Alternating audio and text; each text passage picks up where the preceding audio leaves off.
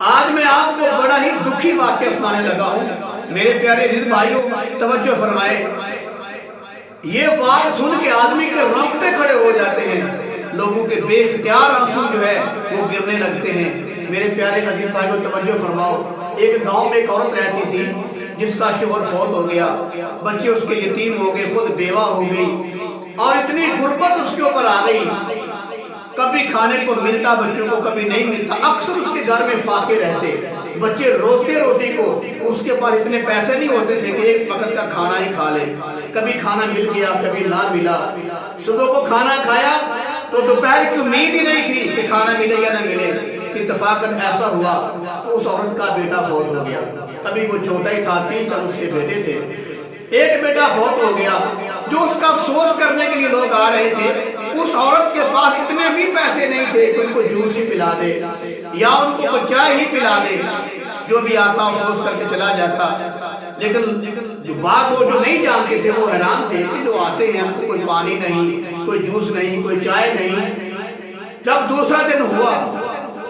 تو محلے والوں کو ترس آیا، چند نوجوان انہوں نے مل کر، ساتھیوں نے مل کر مشورہ کیا، یار یہ بیوہ عورت ہے،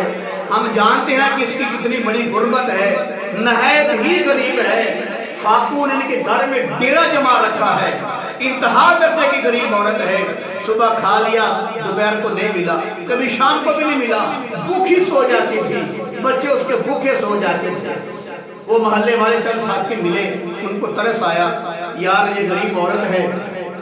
اس کی خدمت کرنی چاہیے، اور ساتھیوں نے مل کر پیسے ڈالے اور 1-2 دیگ پکوائی اور اس بچے کی طرف سے دعائے خیر کر دی۔ جس دن ساتھیوں نے مل کے دیگ پکوائی اور دعائے خیر کی، اس دن اس عورت نے بھی پیٹ بھر کے کھانا کھایا، ان کے بچوں نے بھی پیٹ بھر کے کھانا کھایا۔ اگلا دن جب لوگ چلے گئے، مہمان چلے گئے کھا پی کر، اگلے دن پھر فاقے، کیونکہ اس کا شوہر نہیں تھا، کوئی کمانے والا نہیں تھا، پہلے بھی فاقے تھے، اب پھر فاقے شروع ہو گئے۔ تو اب میں جو آپ سے بات کرنا چاہتا تھا، خصوصی بات وہ اب کرنے لگا ہوں، توجہ فرمائیں میرے قبلہ، میرے حضور، میرے پیارے بھائیوں، بڑی ہی ایک دل کو ٹھیس لگانے والی بات ہے، بڑی ہی دل کو جو ہے یہ چیرا چیرا کر دینے والی بات ہے۔ وہ عورت کہتی ہے، میں ایک دن بیٹھی ہوئی تھی تو میرے ارد گرد بچے بیٹھے ہوئے تھے، بھوکے تھے، کھانا نہیں ملا ان کو، رات کا وقت تھا، بچوں کے درمیان میں بیٹھی ہوئی ہے، بچوں سے محبت بڑی باتیں کر رہی ہے اور اپنے خیال میں